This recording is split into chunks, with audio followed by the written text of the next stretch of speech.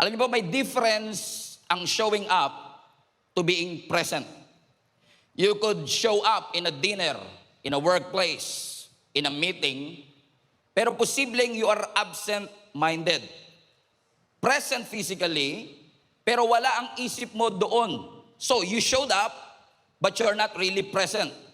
Present ka sa Zoom meeting, pero naka-off yung camera kasi nagluluto ka sa kusina o kaya nagja-jogging sa treadmill o kaya naman naglalaba ka. Present sa Zoom, pero hindi talaga present. You showed up, but you are not really present because you don't have your full attention to it. So kung mapapansin po ninyo, showing up is usually physical, but presence is all about value. Presence carries weight. Mapa-friendship, marriage, small group, lumalalim ang ating relationship. Hindi dahil madalas tayong magkita. Lumalalim ang relationship natin kasi mas lumalalim yung connection natin from within. Yung 5 minutong nag-usap tayo, pero nasa akin ang full attention mo, mas mahalaga pa kaysa 2 hours tayong nag-usap, pero distracted ka at half-hearted, if you know what I mean.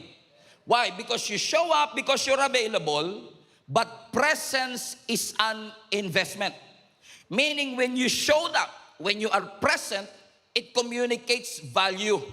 Kaya maaalala po ninyo, no, kapag may mga pagkakataon na birthday nyo for example, anniversary nyo for example, may mga taong dadalaw sa inyo kapag kayo ay naghanda. Pero minsan hindi nyo na natatandaan sino yung mga umaten sa 7th birthday mo. Oh, okay. 55 na pala kayo. So, sino ang uling umaten sa 18th, okay, sa 20th or 35th birthday mo, pero tandang-tanda mo kung sino yung dumalaw sa iyo sa ospital.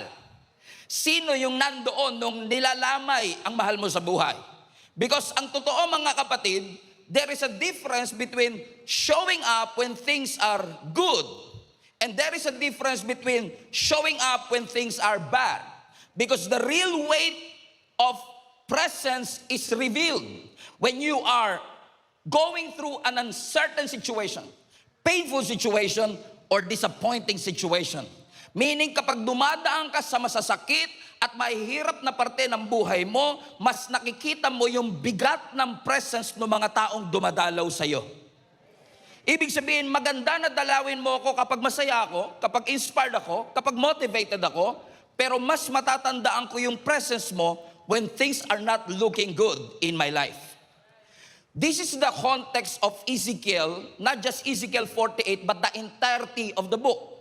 In fact, marami pong leaders and preachers hindi masyadong pinag-uusapan ng Ezekiel because pag binasa mo kasi ang Ezekiel, parang medyo depressing siya. Because ang Ezekiel po ay pinag-uusapan rito kung paanong naging exile ang nation of Israel, na oppress ang nation of Israel again ng superpower kingdom nung unang panahon na ang pangalan ay Babylon. Everybody say Babylon. Na makikita po ninyo sa text natin mga kapatid, na netong Ezekiel 48, makikita ho natin na si Prophet Ezekiel is actually nagmi-minister sa buong bansa regarding their oppression, regarding their defeat dito sa kingdom ng Babylon. Sinasabi ni Prophet Ezekiel, ang ating syudad wasak, ang ating mga templo durog, ang ating mga bridges, nako, hindi mo na mapapakinabangan. At ang mga tao, they felt abandoned. They felt displaced. Pakiramdam ng mga tao, homeless kami. Wala kaming sariling identity. Ang Israel leadership, hindi mo makita. Parang wala kaming structure. Or in essence, the whole nation of Israel is actually in a place of no stability. Now think about this. Wala kayong temple, wala kayong bridge, yung city nyo walang identity, ang mga tao abandoned, displaced, even homeless. And to make matters worse, in Ezekiel chapter 10, the Bible says, the glory of the Lord departed from them. No, you don't understand it. Sira ang kanilang temple, wasak ang kanilang mga bridges, ang mga tao walang sariling tahanan, ang sama na nga ng sitwasyon, sa Ezekiel 10 pa, lalo pang sumama, kasi yung presensya ng Diyos na inaasahan nilang nandun para sa kanila, ang sabi ni Ezekiel 10, the glory of the Lord departed from them. Parang ang hirap ng ganung sitwasyon, ano?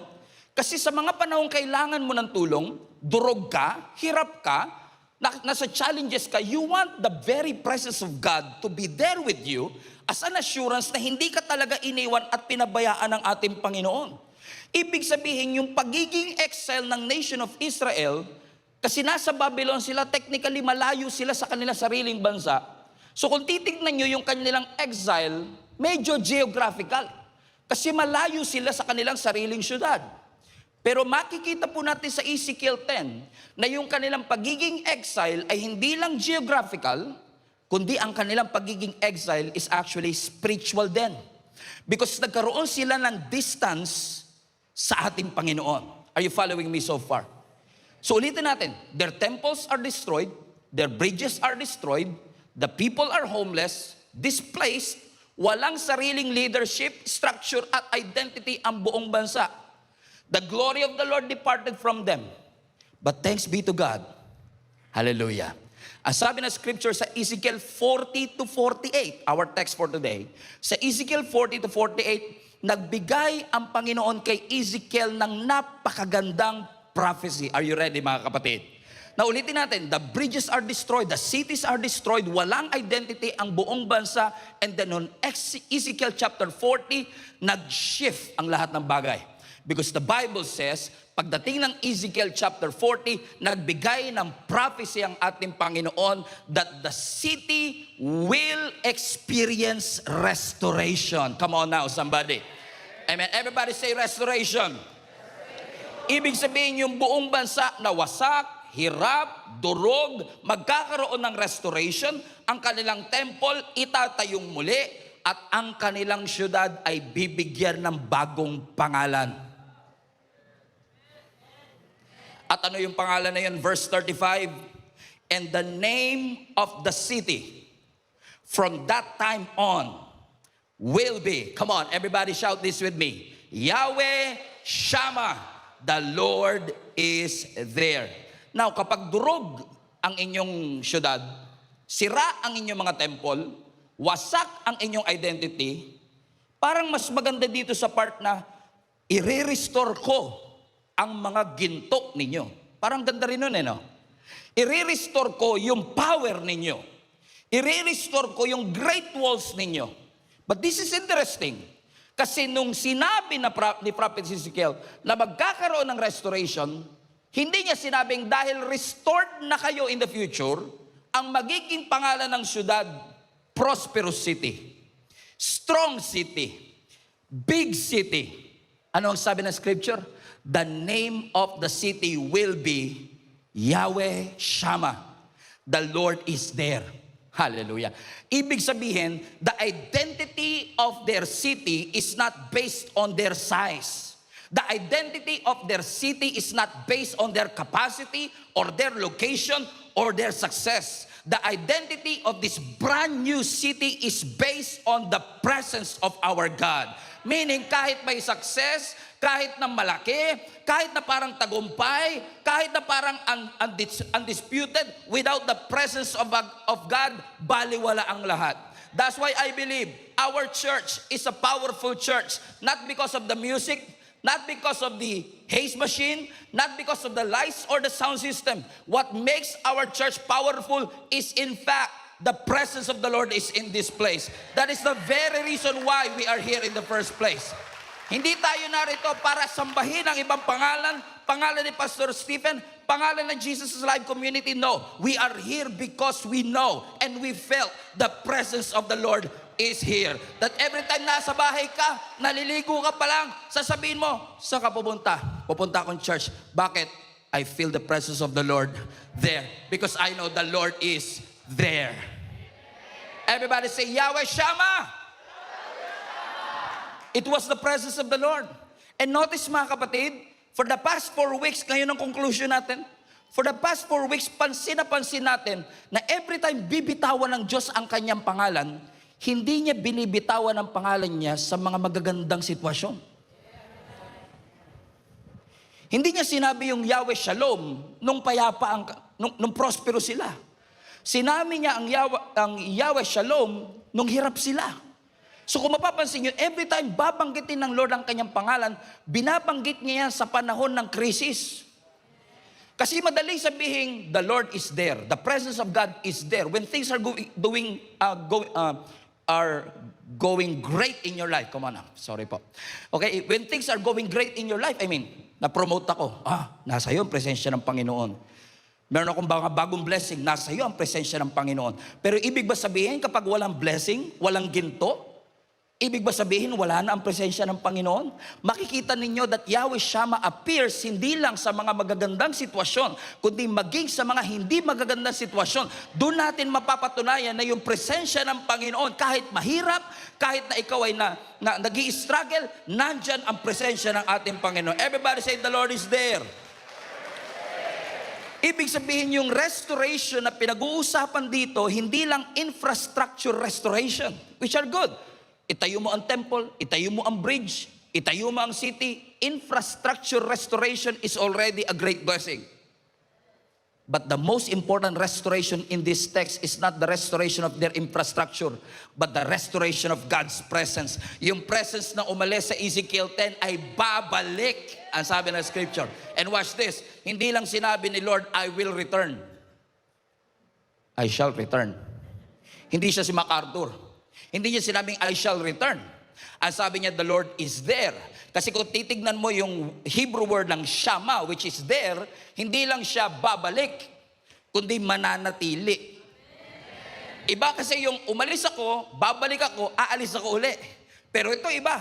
Nung umalis ang Panginoon ng Ezekiel 10, nangako siya sa Ezekiel 40 to 48, babalik ako. Pero hindi lang ako babalik, mananatili ako. I don't know who is this for, pero naniniwala ko marami sa atin na nangangailangan ng assurance na ito. Na sa mga panahong tayo nalulungkot, tayo ay dumadaan sa mga challenges. Yung pangako ng Diyos na babalik siya, mananahan siya sa ating buhay, is indeed a good news for each and every one of us. That the God that I serve is with me. Yes, ang bansa kailangan ng restoration. Yes, ang bansa kailangan ng deliverance. But more than anything else, ang pinakamagandang assurance na natanggap nila, hindi ko kayo iniwan. Hindi ko kayo pinabayaan. Because Yahweh Shammah is there. Meaning the Lord will dwell. Meaning the Lord will settle. Hindi lang siya bumibisita, hindi lang siya dumadaan, He will remain. So when things are tough, and when things are hard, God wants you to be reminded today, God is with you. And He will remain in your life. Amen? Kaya kung titignan nyo ang Isaiah 43, bring it up please. Isaiah 43 verse 1, ang sabi ng scripture, but now, O Jacob, but now Jesus is alive, Kamanaba, listen to the Lord, who created you, O Israel. The one who formed you says, ano ang sabi? Don't be afraid. Tignan nyo nga yan, sabi mo sa katabi mo, don't be afraid. Nabalik natin yung verse 1 again. Ang sabi ng scripture, but now, listen to the Lord who created you. Meaning, ako na lumikha sa inyo, ang nagsasabi sa inyo nito. Hindi lang to basta sinabi ng kapitbahay mo. Hindi lang to basta sinabi ng presidente ng bansa. Ang sabi ng scripture, makinig kayo sa sinasabi ng lumikha sa inyo. Next slide. Ano sabi ng scripture? Don't be afraid, for I have ransomed you, and I have called you by name, and you are mine. Makinig kayo, kapatid. Don't be afraid. And then he goes on to verse 2. That when you go through deep waters, shout out sa lahat ng hindi marunong lumangoy. When you go through deep waters, I will be with you. When you go through rivers of difficulty, you will not drown. When you walk through the fire of oppression, you will not be burned up, and the flames will not consume you. Now notice, hindi po sinabi ng Bible, when you go to deep waters, I will be with you. When you go to the rivers of difficulty, ano ang sabi ng scripture? When you go through. Kasi pag nakaharap ka ng pagsubok, pwede kang tumakas, pwede kang umatras, pwedeng tanggalin ng Lord ang pagsubok. Pero ano ang sabi ng scripture? When you go through it. Minsan hindi tatanggalin, minsan hindi ka makaka-atras, minsan hindi ka makaka-back out, hindi ka makakatakas, pero ano ang sabi ng Lord? Dumaan ka man, kasama mo ako. When you go through rivers of difficulty, kasama mo ako. Kaya wag niyong tatambayan ng problema. Kaya nga sabi natin, may pinagdadaanan lang. Eh di daanan mo, wag mong tambayan. Ang problema kasi natin, nirereklamo natin, parang hindi ka ako kasama ng Panginoon. Eh, sabi kasi ng Lord, daanan mo, you go through it. Kailangan mong pagdaanan, pero hindi ibig sabihin siya ka matutulog. Hindi ibig sabihin niya ng destiny mo. But ito ang pangako. Hindi nangako ang Diyos tatanggalin ang problema, pero nangako siya, kasama mo siya sa problema. Kasama mo siya sa mga pagsubok. Remember Shadrach, Meshach, and Abednego? Di ba, pinarusahan sila na King Nebuchadnezzar. Ang sabi, itapon mo sila sa pugon ng Pande Manila. Remember that? Remember that? Ang sabi ng scripture, sa sobrang galit ni Nebuchadnezzar, ininit niya ng ininit na yung naghatid, yun pa yung unang nasunog. At nung nandun na sa pugon, yung tatlo, Shadrach, Meshach, Abednego, nung sumilip si Nebuchadnezzar, sabi niya, liga rito, di ba tatlo lang yung tinapon? Ba't parang apat yun? At parang yung isa, parang anak ng Diyos.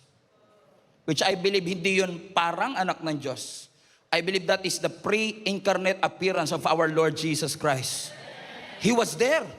Hindi, may kayanan ba ang Panginoon na nung binuksan yung pugon, biglang hindi gumana? Boss, di nag-function.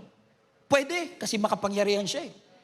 Pero inalaw ng Panginoon na gumana, painitin ng sobra, dumaan sila sa apoy, hindi sinabi ng Lord, tatanggalin ko yung apoy, hihipan ko yung apoy. Kaya ba ni Lord ihipan? Kaya rin. Pwede mamatay, pero hindi hinipan ni Lord. Kaya huwag ka ng pray, Lord, hipan mo. Minsan pray, Lord, wag gumana, tanggalin mo. Minsan kailangan mong daanan.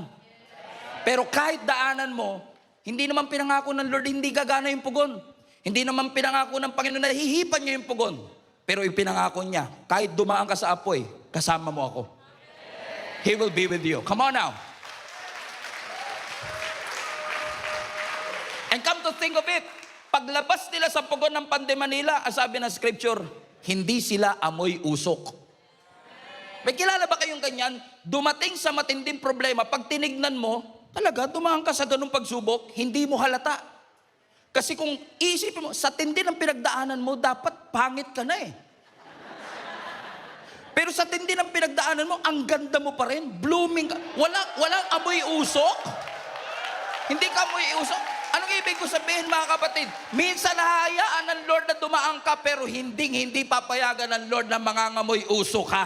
Bakit? He will be, come on, everybody say, God will be with us. He will be with us. Makakaramdam ka pa rin ng pressure pero hindi ka na nagpapanik. Umiiyak ka pa rin pero hindi ka na nagko-collapse.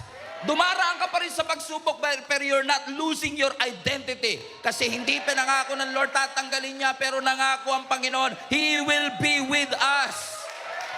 He will be with us. He will be with us. Amen. Psalms 46 verse 1, God is my refuge. Come on. Pupurgahin tayo ng Panginoon sa mga encouraging word today. Psalms 46 verse 1, God is our refuge and our strength. Read the verse. The very absent help.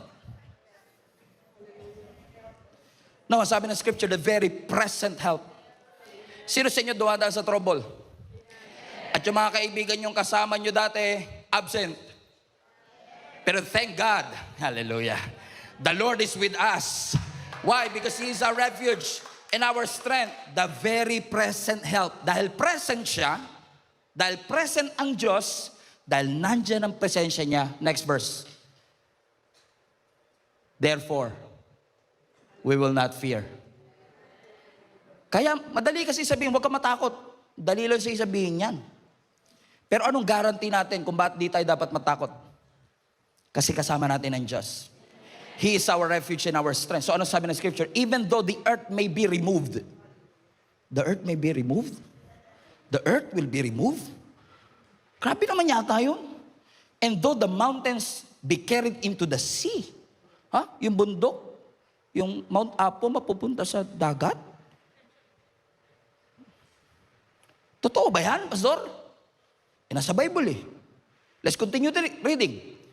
Though its waters roar and be troubled, though the mountains shake with its swelling, you should not be afraid.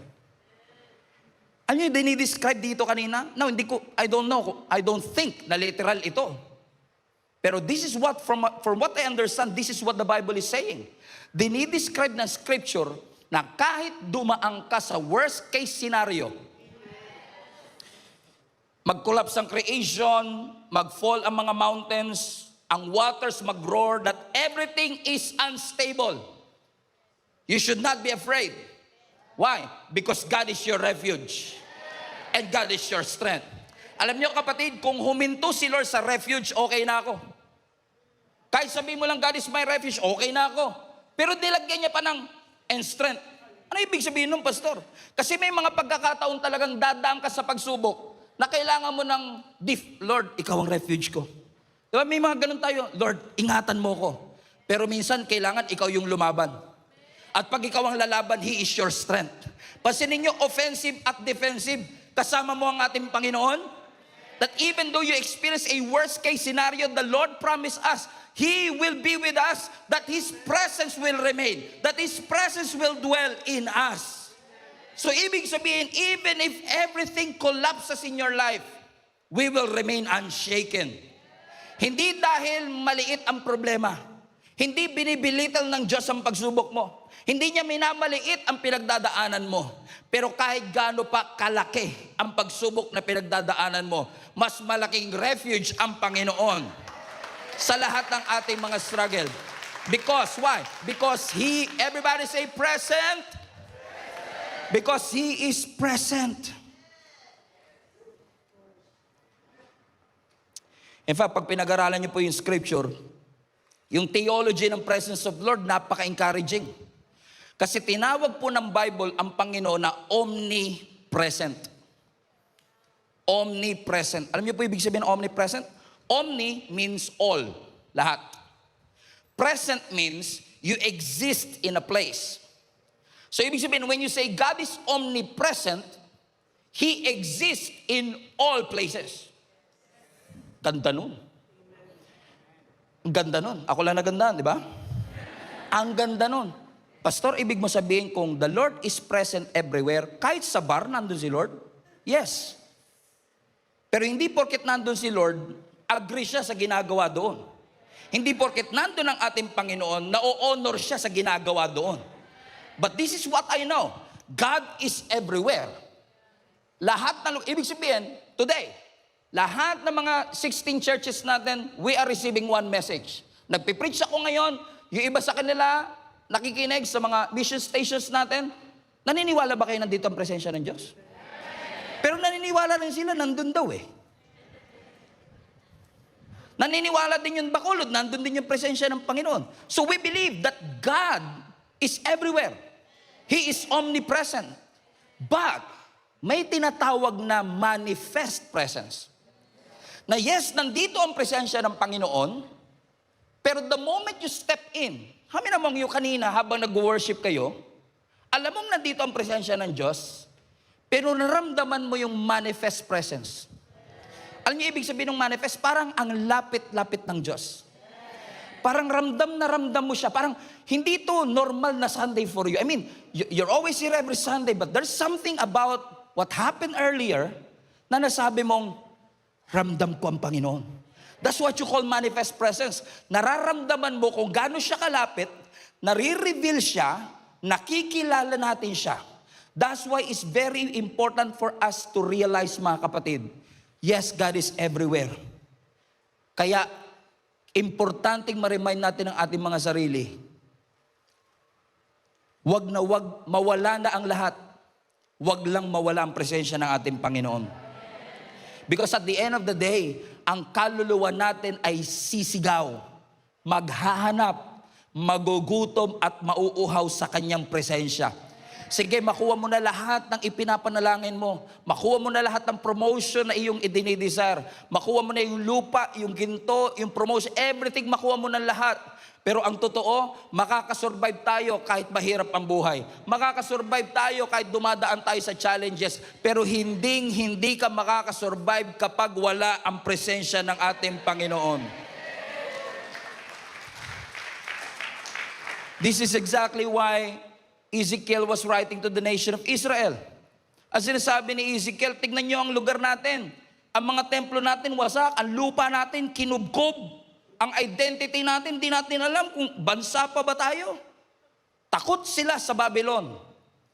Pero lumalabas na ang tunay na dahilan kung bakit sila takot ay hindi lang dahil oppressed sila at hindi lang dahil malakas ang Babylon. Takot sila kasi tinatanong nila ang kanilang sarili, iniwan na ba talaga kami ng Diyos? Kasama pa rin ba talaga namin ng Diyos? At sa gitna ng kanilang takot, sinagot sila ng Panginoon. Itong restored city, papangalanan niyong Yahweh Shammah. The Lord is there. Kasi yung simbahang walang presensya ng Diyos, building lang yun. Alam niyo po ba, 1 month na tayo rito. Ang bilis, no? Alam niyo ba kung ano ta dito? Department store. 3 months ago, department store to. Yung poste na yan, may fitting room dyan. Sa poste na yan. Ibig sabihin, everyday may mga nagbibihis dyan. Itong lugar na to, department store, so may mga namimili ng damit. 3 months ago, may mga umaakyat dito namimili ng damit. Pero never natin sinabing, pupunta ako sa Pure Gold. Bakit? The Lord is there. Right? Pero 3 months later, every Sunday now, you say, I will go to church. Bakit? I feel the presence of the Lord there. Natanggal lang yung fitting room, the Lord is there na. Anong ibig ko sabihin? Ang building na walang presence ni Lord, normal lang siyang building. What makes this building holy, what makes this building anointed, is not the music, not the lights, not the AC, no. What makes this building holy is the presence of God. Ibig sabihin, kung wala ang presensya ng Panginoon dito, sayang. I mean, kahit 8 ang service natin. Am I prophesying? Come on now. I am prophesying. Naka-record ba yan? I am prophesying now. Kung maging 8 ang service natin every Sunday, pero wala ang presensya ng Lord, program lang yon. Wala ang presensya ng Panginoon. Why? Because we know that when the presence of God appears, even the fear will disappear. Amen. Do you remember the disciple of Jesus Christ? Days after Jesus was crucified, lahat sila takot. Nasa loob sila ng bahay nila, sarado bintana, sarado ang pintuan. Kasi alam nila pwedeng sila ang susunod na aarestuin. Sila yung susunod na ipapako sa krus. But ang sabi ng scripture, in the midst of their fear, Jesus appeared. And Jesus said, Shalom. Why? Because kahit nasa gitna ka ng takot, when God's presence appear, your fear will disappear. Come on. Palapakan natin ang ating Panginoon. Sabihin mo sa katabi mo, the Lord is with you. Lakasan mo, the Lord is with you. So kung tayo buhay, humihinga, pero wala ang presensya ng Panginoon, nakakasurvive lang tayo. What makes this church holy, consecrated, is the presence of God. In fact, let me take it further. What makes heaven, heaven, is the presence of God. Kasi think about this. Ang sabi ng scripture, pagdating natin sa heaven, we will sing worship songs. Aanuin mo yung worship songs kung wala kang i-worship. What makes heaven, heaven, is the presence of God. Kasi yung langit, sabi ng scripture, lalakad tayo sa kalye ng ginto. Yun ba ang dahilan? Ba't excited ka sa langit?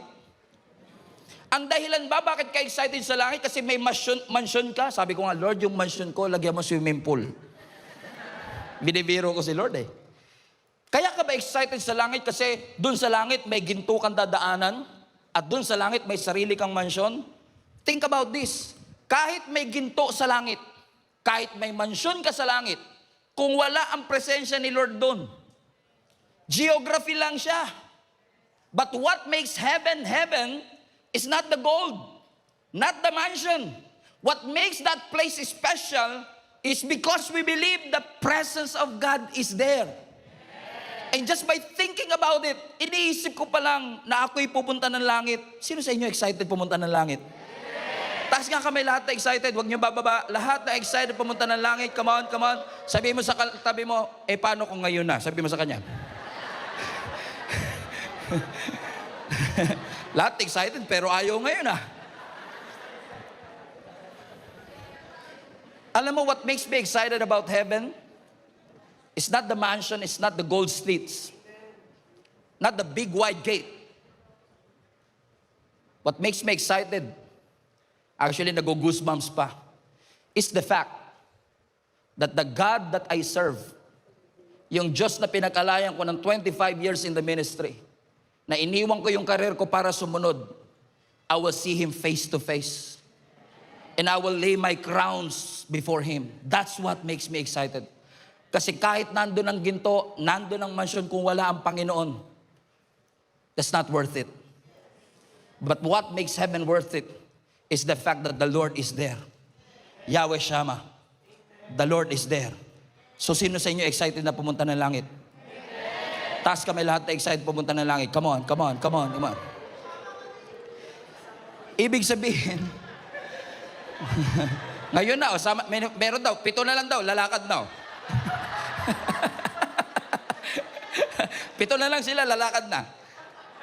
Ibig sabihin, ang reward ng langit is God Himself. So ibig sabihin, maganda doon sa langit, may mansion, reward. Magandang reward dyan. Maganda na sa langit, may reunion. Maganda na sa langit, He will relieve all our pain. Ang sabi, you will stop crying. No more pain, no more crying. Ang ganda lahat nun. But the greatest reward of heaven is what? God Himself. Kaya pala sabi ni Moises sa Exodus 33, if your presence doesn't go with us, we don't want to leave this place. Alam mo, natauhan ako eh. Sabi ko, Lord, salamat for 33 years. Kung hindi ka namin kasama, hindi mananatiling nakatayo ang church na ito. Maraming tampuhang nangyari dito. Maraming mga umalis, maraming nadagdag, maraming nagbago. Pero for the past 33 years, ang hindi nagbago, hindi mo kami iniwan. So sabi ko sa Lord, Lord, for 33 years kasama ka namin, pero kung sa susunod na 33 years, hindi mo kami sasamahan, okay na kami rito. Nagsi-celebrate naman na kami, tapusin na natin dito. Why? Because if your presence will not go with us, we don't want to leave this place. Because the very reason kung bakit worth it ang paglilingkod is because His presence is with us. Sinasamahan tayo ng Panginoon. Kaya kahit nakakapagod, energize ka. Kahit mahirap, tuloy ka pa rin. Ilang beses ka na umiyak, naglilingkod ka pa rin. Every Monday, sinasabi mo, I quit, nandito ka pa rin. Para mga volunteer dito sa harap, amen. Lakas ah. Amen. Alam niyo po, kahit sino ang presidente ng Amerika, ang official na eroplano ng American president ay tinatawag nilang Air Force One. I don't know if you're familiar with that. I have a picture of Air Force One here. Yung Air Force One, ito po ang official na sasakyan ng presidente ng kahit sino. Bush, Obama, Trump, kahit sino maging presidente, ang Air Force One, ang official na sasakyan ng presidente. Tinawag yung Air Force One, pero actually, hindi lang yan isa. Dalawa ang Air Force One. Pakita mo yung next picture. Dalawang Air Force One for contingency purposes. Na para kung masira yung isa, mapagpapatuloy ng presidente ang kanyang mga lakad. For safety purposes. Para hindi alam ng terorista kung nasaan siya dyan. Komprende? Pero alam niyo po ba, para sa mga mahilig sa eroplanong katulad ko, itong eroplano na ito is a usual 747 Boeing aircraft. Ibig sabihin, what makes this aircraft special is not the brand or the model of the aircraft. Hindi yung military technology, kundi yung presensya ng presidente. Kasi,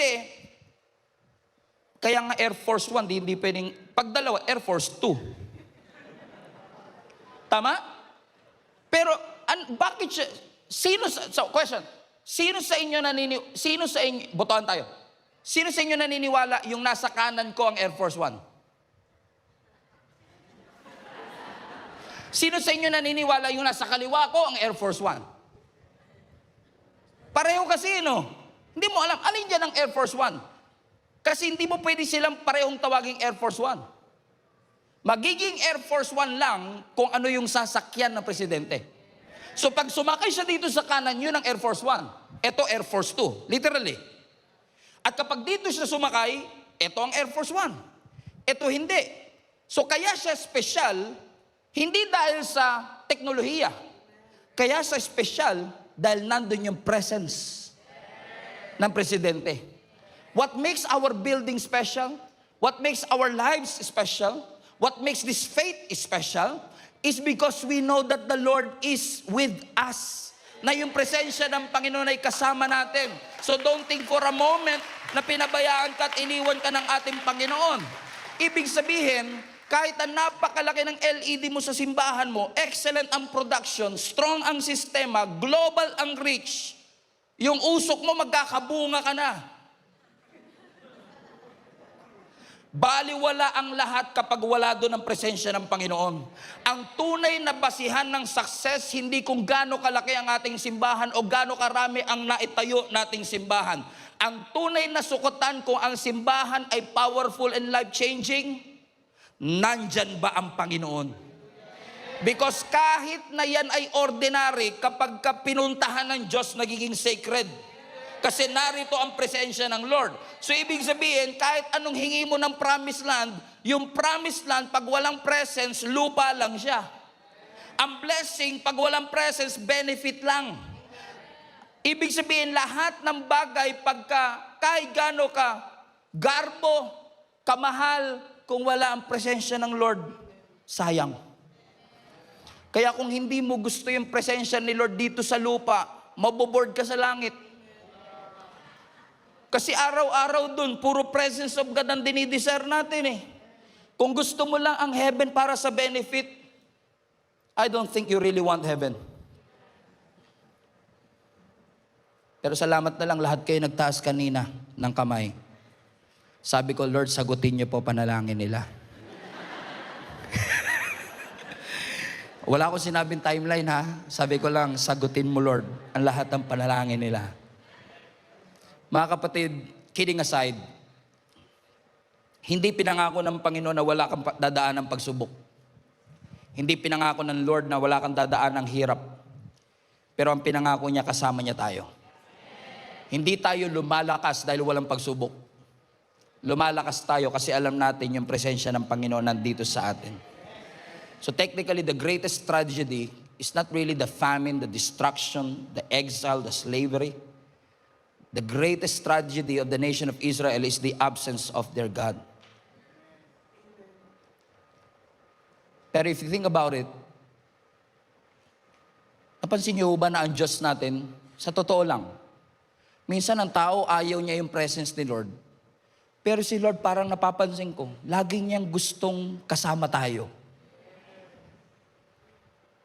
I mean, nagkasala na tayo, siya pa rin bababa. Kasi gusto niyang makasama tayo. He wants His presence to be felt with us. Kasi technically, isipin niyo, Diyos siya. He can rule from the distance. He can command from heaven. He can send blessing from afar. And yet, bumaba pa siya eh. At alam mo, habang sinusulat ko to, Nagkaroon ako ng eureka moment eh. Oo nga ano. Kung babasahin mo ang Bible mula Genesis hanggang Revelation, parang si Lord laging gumagawa ng paraan makasama lang tayo. Balikan natin ang Genesis. Tignan nyo itong picture na to. Sa Genesis, makikita po ninyo na ang tao malayang nakakalakad kasama ang Diyos. So meron silang literal na access kay Lord. They walk with God. Literally, in the Garden of Eden. Kasama na. Pansinin nyo, walang priest, walang sacrifice, walang kortina. They can freely come and enjoy the presence of God. But the moment they sin, bam! Amen? Na-separate tayo sa presensya ng Panginoon. Because He is holy and we are not, we are separated from His presence. But thank God, the Bible says, generations later, sa panahon ni Moses, after binigay ng Lord yung 10 Commandments, remember that? Pagkatapos niyang ibinaba ang 10 Commandments, ang next na binaba ni Lord, yung instruction paano itayo ang tabernacle.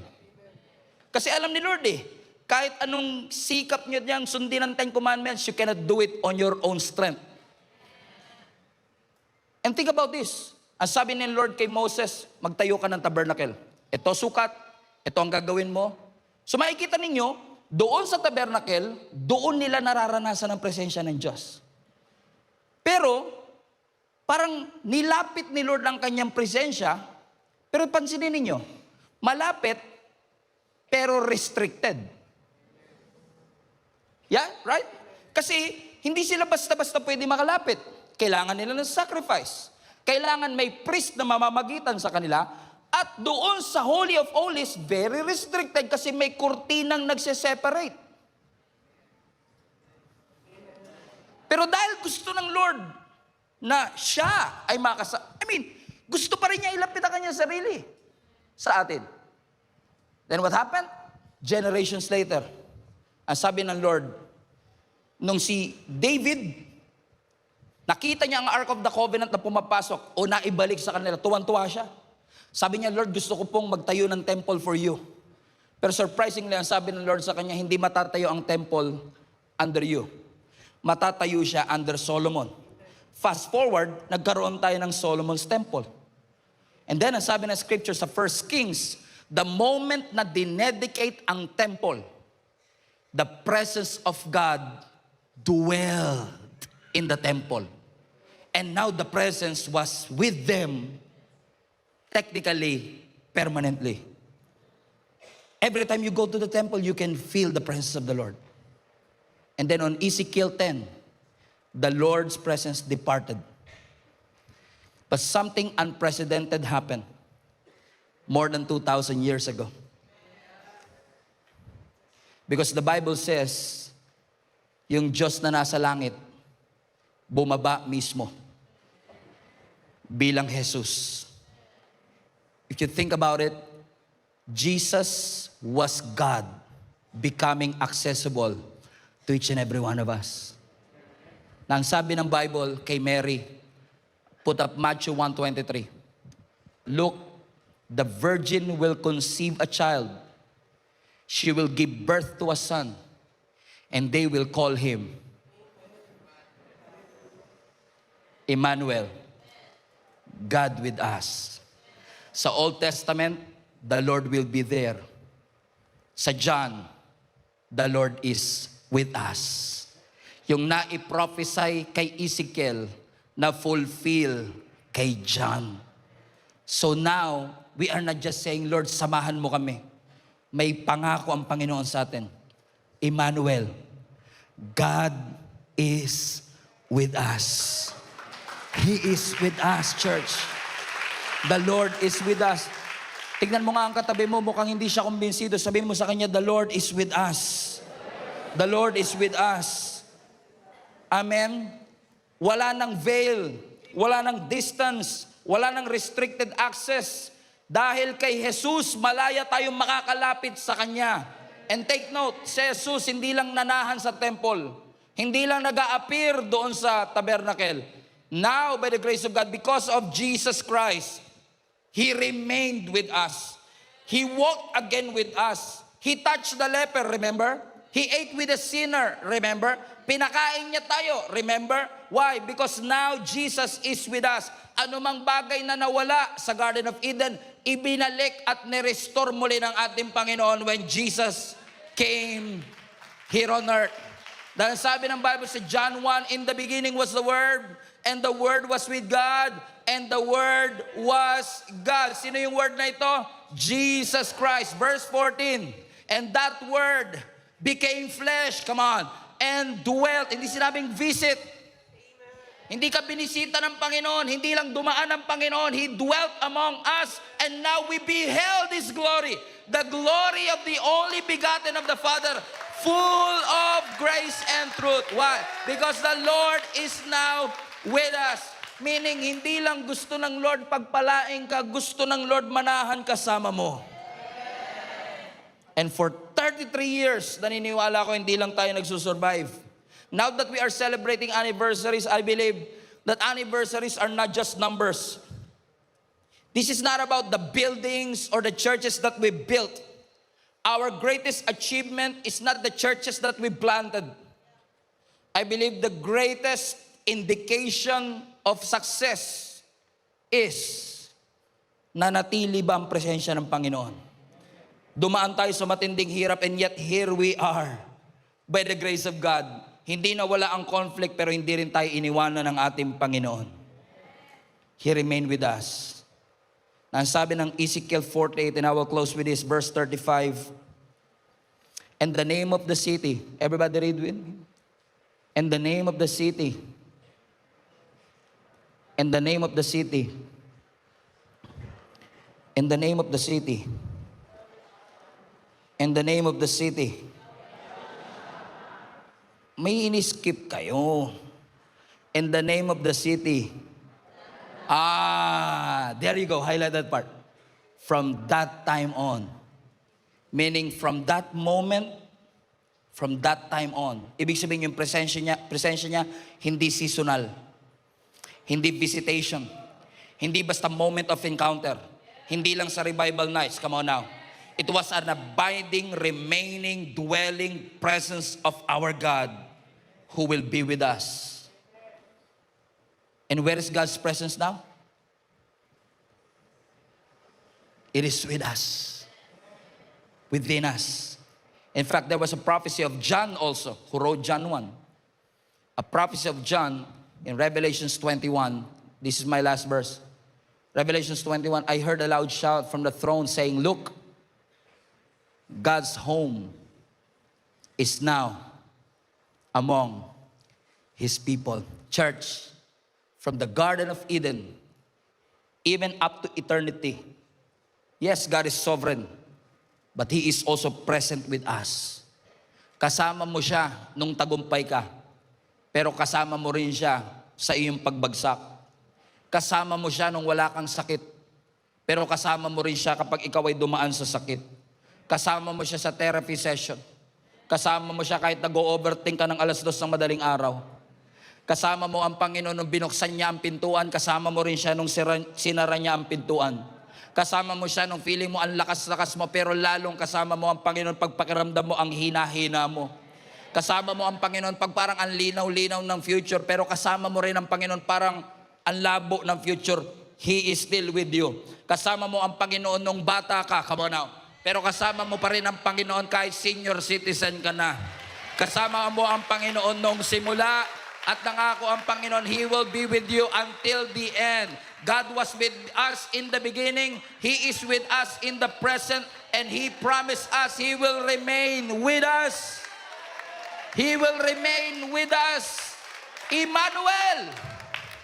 God is with us.